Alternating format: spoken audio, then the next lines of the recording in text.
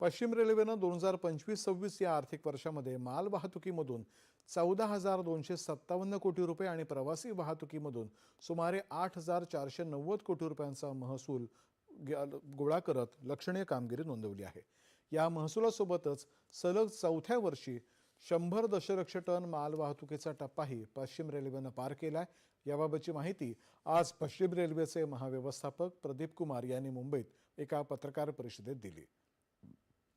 या वर्षामध्ये पश्चिम रेल्वेने 106 दशलक्ष टन मालाची विक्रमी वाहतूक केली आहे। संपूर्ण ब्रॉडगेज मार्गाचं 100% विद्युतीकरण पूर्ण झालं आहे। विशेष म्हणजे देशभरामध्ये सर्वाधिक 162 उड्डाण पूल आणि भुयारी मार्ग उभारण्याचा विक्रमही पश्चिम रेल्वेनं नोंदवला आहे। यासोबतच प्रवाशांच्या सोयीसाठी 17 नव्या गाड्या सुरू करण्यात आल्या आहेत आणि 116 गाड्यांचा वेग वाढवण्यात आलाय। दरम्यान पश्चिम रेल्वेच्या मुंबई विभागानेही यंदाच्या आर्थिक वर्षामध्ये उत्तम कामगिरी नोंदवली आहे आणि तब्बल 4,840 कोटी रुपयांचा एकूण महसूल मिळवला आहे।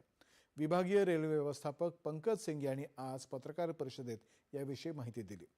मुंबईमध्ये दररोज चालवल्या जाणाऱ्या सुमारे 1400 लोकल आणि 150 मेल एक्सप्रेस गाड्यांमधून रोज 30 ते 32 लाख प्रवासी प्रवास करतात। प्रवाशांच्या सोयीसुविधांवरती भर देणाऱ्या या विभागाच्या महसुलामध्ये गेल्या वर्षाच्या तुलनेमध्ये 8% वाढ झाली आहे, असंही सिंह यांनी स्पष्ट केलं। दक्षिण पूर्व मध्य रेल्वेनं या आर्थिक वर्षामध्ये 20 दशलक्ष